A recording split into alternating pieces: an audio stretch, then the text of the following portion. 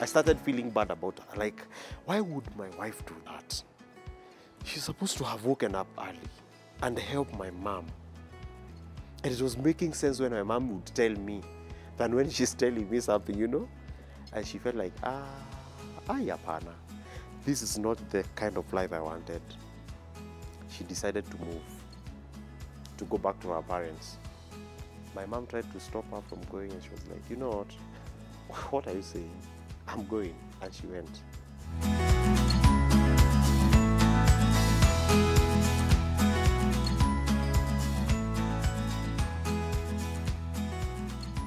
When she went, I traveled the same day she left. So I got home early in the morning the next day, because you know you would travel overnight. So the next day, I got home early in the morning, and then I was trying to talk to my parents about what has been happening and all that. And then, you know, my dad would tell me, you know, you are the man, so you're supposed to follow your people. It's not about what has been happening here. You need to follow your people. So I went to their place in the evening. I saw my son, but she didn't have, as in she was really like down.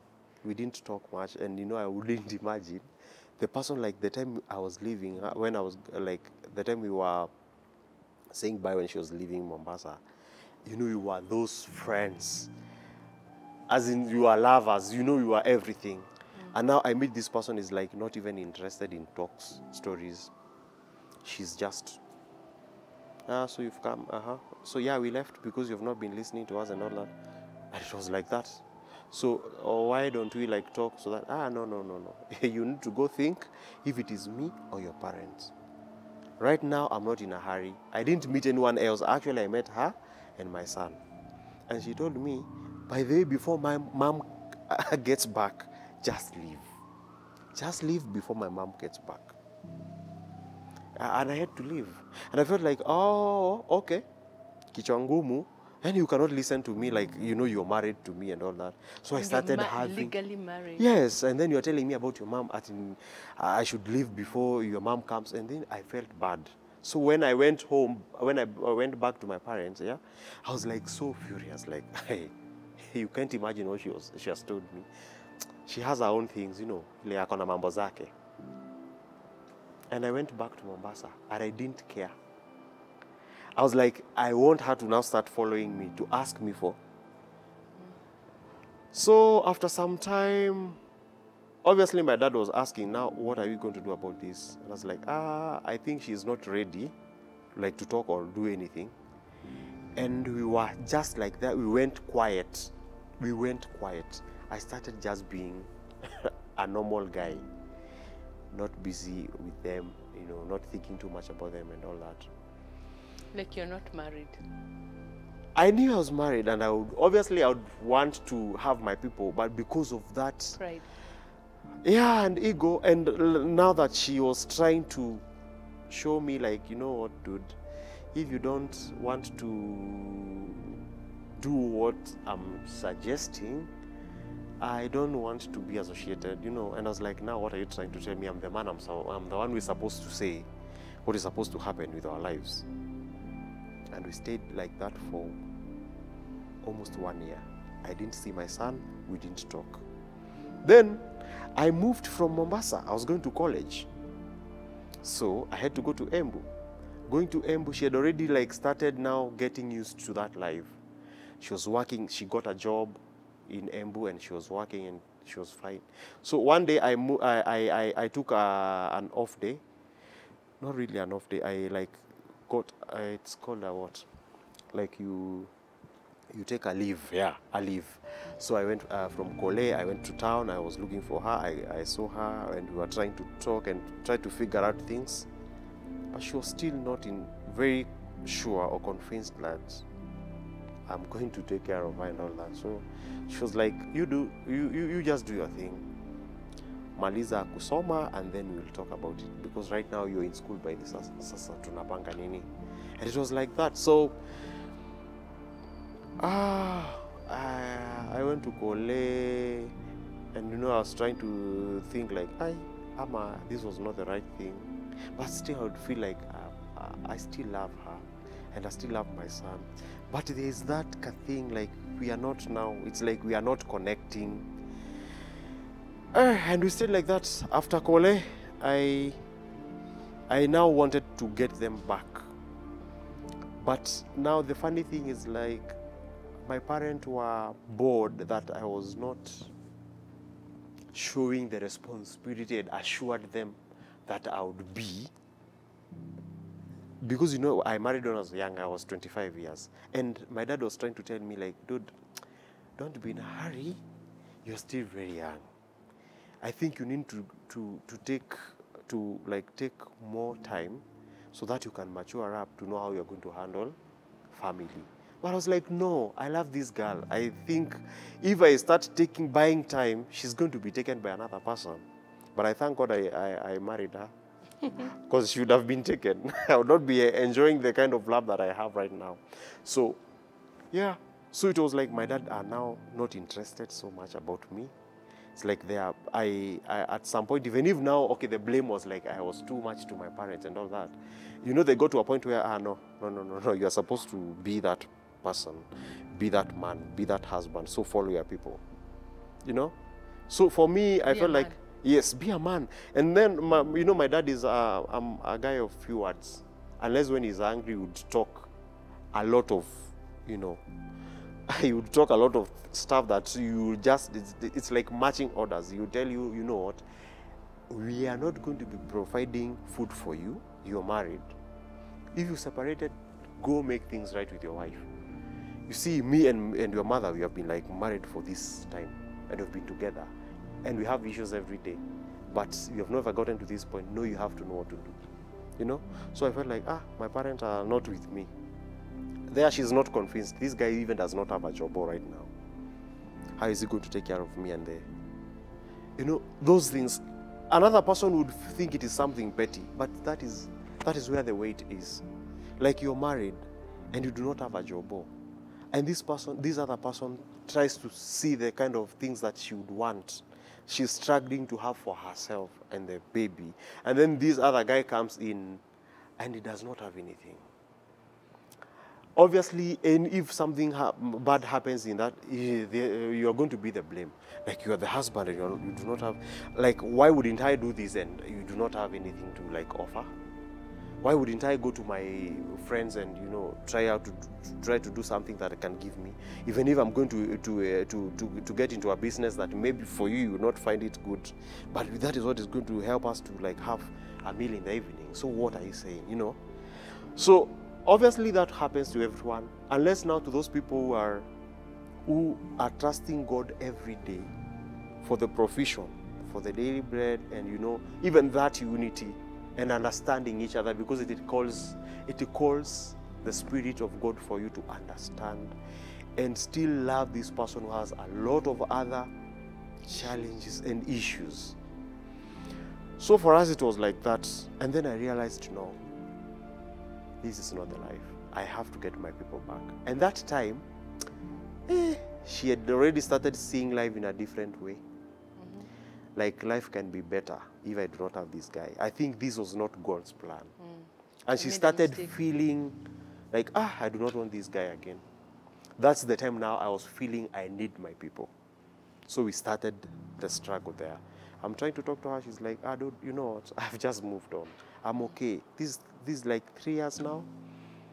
I feel like I'm okay. I don't need to have a husband right now. I can just try to figure out my life with my son and I'm fine.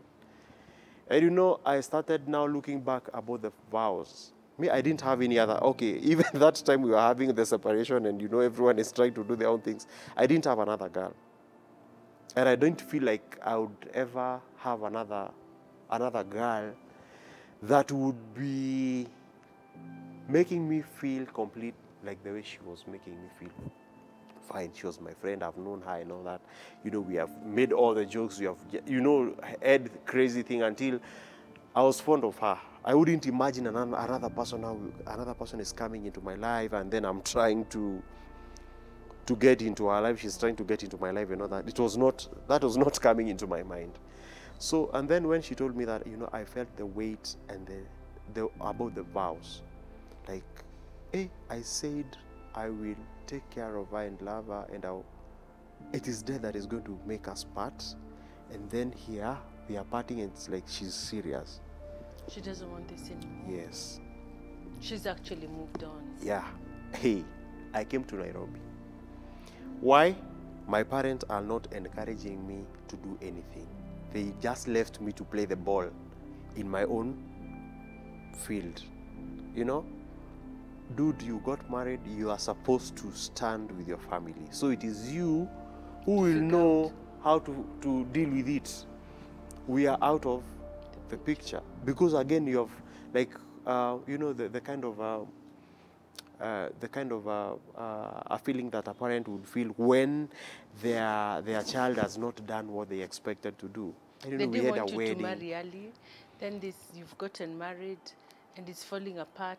Yes. After how long did you guys separate? No, as in, that was like we had our wedding in 2010. So 2011, 2012, 2013, the time of election. After the elections, that's the time, like in April, May. That's the time, because actually it was just before my birthday in May. So that's the time, now 2013. So the whole of 2013, we are separated. 2014, 2015, I came to Nairobi.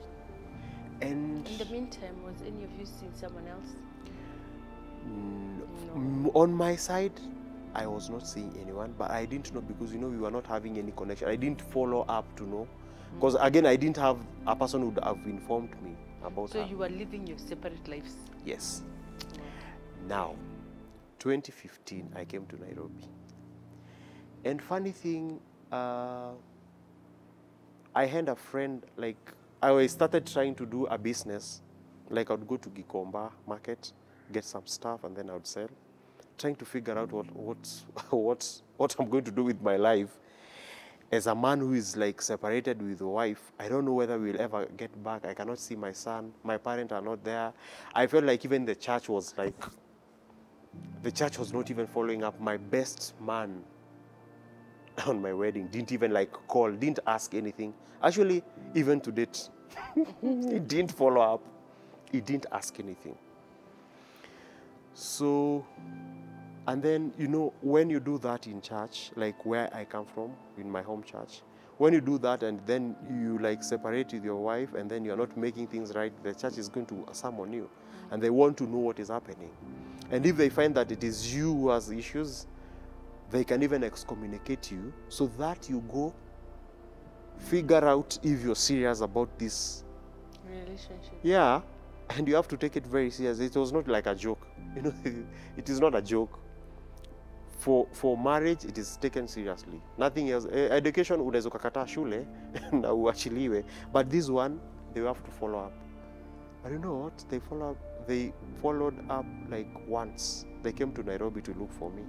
Then they tried to interview me and to interrogate and to know what is the problem and all that. And I was trying to blame my wife. She's not ready and all that. When they go to talk to her, she's going to tell them a different story. And they were like, they got tired. They cannot understand how to help these people. So I'm now left I started now having the feeling of frustration, being frustrated. I thought I would become this best husband, best father, and then it's not working.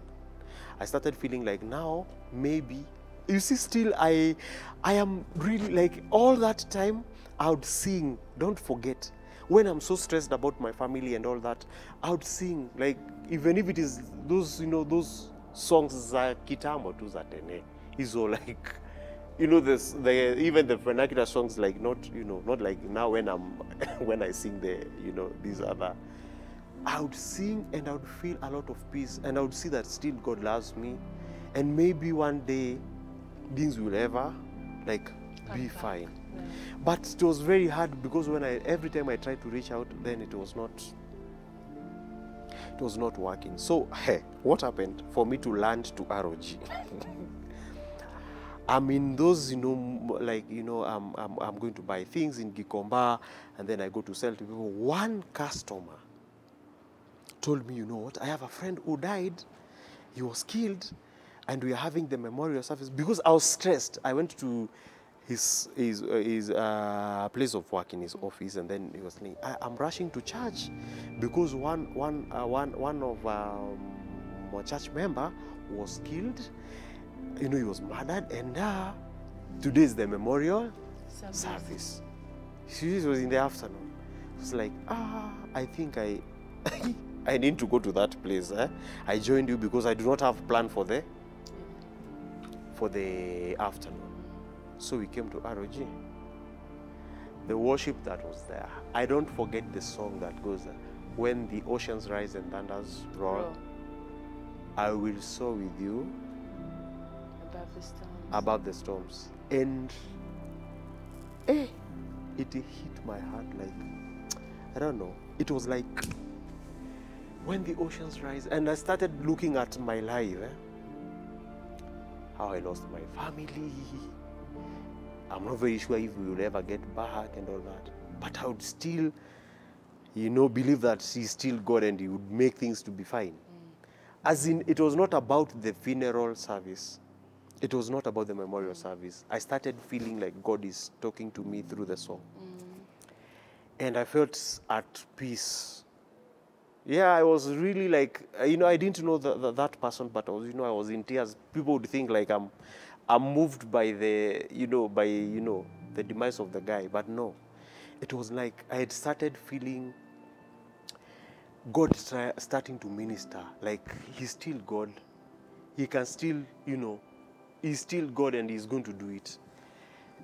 I started feeling the love of God again, because I had already started living life. I wake up in the morning, I go to Gikosh, I look for customers, family went, niko tu hivi, I started drinking, I thought. And I was like, when I started, the very first time I started drinking, I vomit, and I was like, I think I don't fit here. So when you go to club and then you drink and then you like, it becomes very uncomfortable. You feel like I'm not fit here. And then just that time I had already, like, I wanted to take that direction. I come to church and I feel like I found some peace that I didn't have. That day when I went, I even didn't remember like when a memorial service. I started feeling how peaceful that afternoon was, and I decided that I'm going to come now to church, and I came to church. That's the time now the need for family came. The teachings that was in church and all that, I started asking myself, God, what really happened? Because I cannot be able to start, I cannot be able to bring like every instance that happened since the time we disagreed with my wife and we are separated now. I cannot be able to understand what happened. But now I feel I need these people. And we are so disconnected, we don't even communicate. And I felt like whenever I come to church, the kind of ministry that was happening with the worship and the preaching, it was like it was about me. One thing is it's pushing me that I'm not in the right. Secondly, it is showing me how God is good, and I need to like have him more in my life so that I can be able to see the positive side of my life. I want to tell you that is how I started asking God for now, like, to restore my family in 2015. Every time I would think about the issues that I was going through. There's this scripture about everything works. Yeah. Romans 8:28. Yes. And I was trying to believe. I was actually believing that what that word says is true. If I really love God and I serve him, he's going to fight this battle, because venye mambo inaonekana, not like I'm going to have these people back. So I felt like I need to join the ministry, but I didn't tell the story about where I was. I didn't feel it was the best thing to do. That would have made me to be like given time make things right so that I can be able to be right even in the presence of God to serve. But when I was talking to God, I was like, God, no. I know there's something you've put in me that I need to do. I need to serve you so that you can fight my battle. Because when I'm not busy with worshiping you and serving you, I may not be able to fight this alone. That is when the desire came. And I was like, I applied for audition and the probation, and I stayed for 3 months, coming for practice and all that.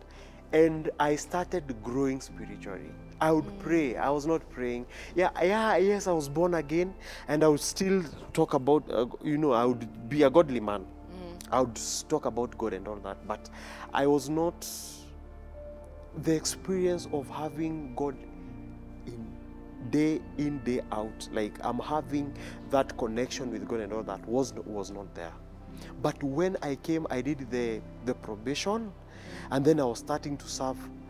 I started feeling the growth. I could now feel like I'm now getting closer to God. In prayer, in reading the word, every service and all that would bring me closer to God.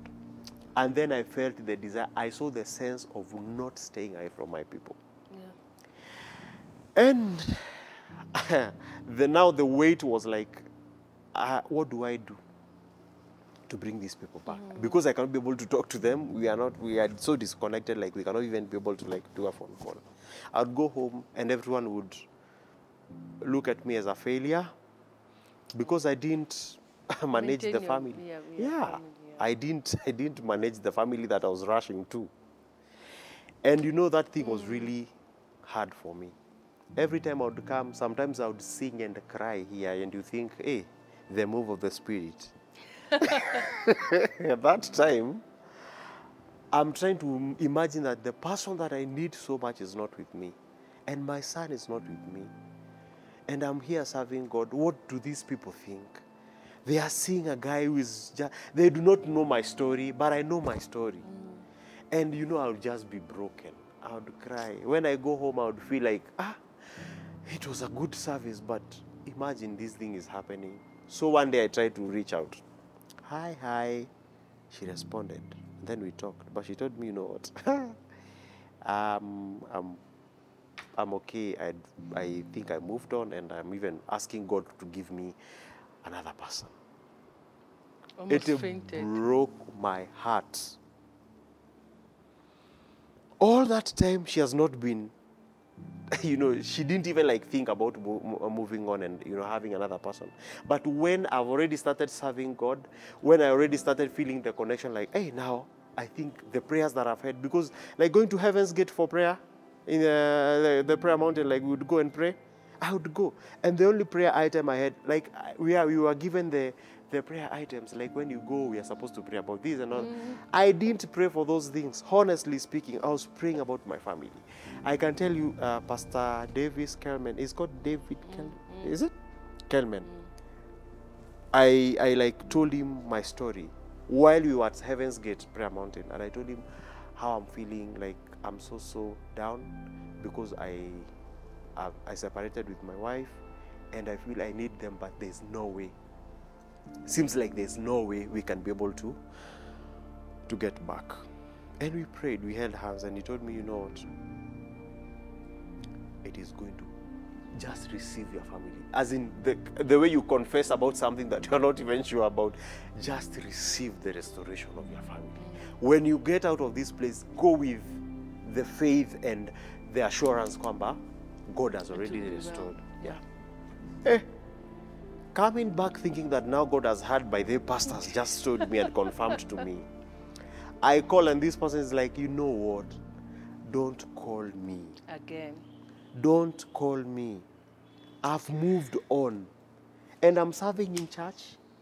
And I'm now it is me, God, and now praying about my family.